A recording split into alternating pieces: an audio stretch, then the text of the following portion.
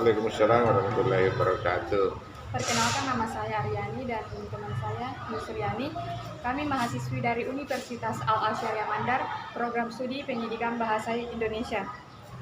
Maksud dan tujuan kami di sini ingin melakukan observasi mengenai pengembangan kurikulum. Langsung saja pertanyaan kami yaitu mungkin pertanyaan pertama kali itu bagaimana kurikulum di sekolah ini dirancang untuk memenuhi kebutuhan siswa?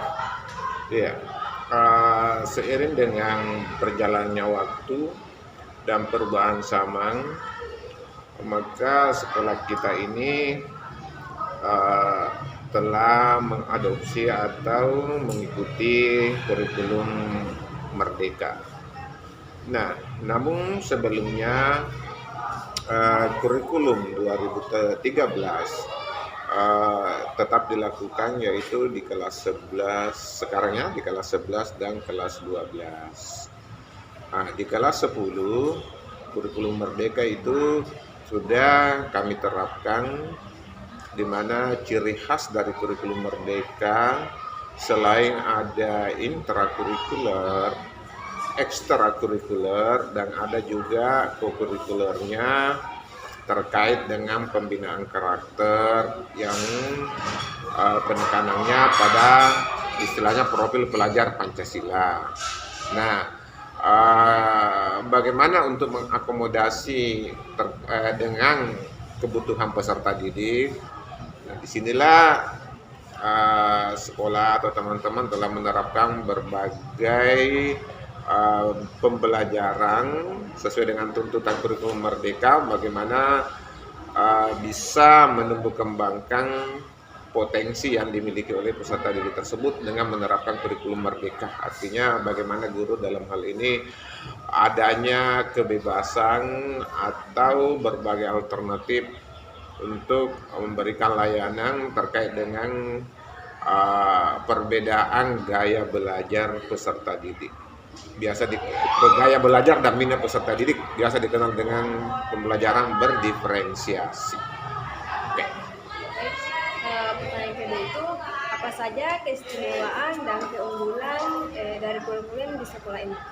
Iya, keistimewaan dan keunggulan kurikulum yang ada di sekolah ini, yang pertama bersifat fleksibel, yang kedua dapat mengakomodasi berbagai potensi yang dimiliki oleh peserta didik, dapat peserta didik tersebut menerima layanan dari berbagai potensi yang dimilikinya. Kemudian yang ketiga, pengembangan potensi baik secara akademik maupun non akademik, semuanya bisa tersalurkan dengan adanya kegiatan co-kurikuler, biasa dikenal dengan istilah P5 Project Profil Pelajar Pancasila. Nah, selanjutnya kegiatan-kegiatan eskul lainnya yang berbeda dengan sekolah lain, di mana dalam hal ini secara akademisi dan non akademik prestasi peserta didik itu boleh dikata sudah bisa berbicara di tingkat nasional. Ya, apalagi? Pertanyaan ketiga itu, apa saja hambatan atau tantangan yang sering dihadapi dalam pelaksanaan kurikulum di sekolah ini? Iya, berkaitan dengan hambatan atau tantangan, memang kita sudah bisa menyadari bahwa hal dalam mencapai suatu keberhasilan pasti ada namanya tantangan dan hambatan. Nah, untuk mengantisipasi tantangan dan hambatan itu, kita memberikan suatu solusi bagaimana jalan keluarnya yang terbaik ya. Hambatan dan tantangan yang kita sering dapatkan terkait dengan masalah fasilitas. Kemudian yang kedua adalah kesiapan dari teman-teman guru, bagaimana bisa menerapkan kurikulum tersebut, karena di sini dituntut kerja keras. Baik. Pertanyaan terakhir itu, bagaimana kurikulum di sekolah ini memperhatikan kebutuhan siswa dengan berbagai tingkat kemampuannya? Iya, kurikulum itu bisa memperhatikan dengan perbedaan atau kemampuan dari siswa tersebut. Yang pertama ada pemetaan, kemudian setelah adanya pemetaan terkait dengan seperti apa kebutuhan-kebutuhan dari peserta didik.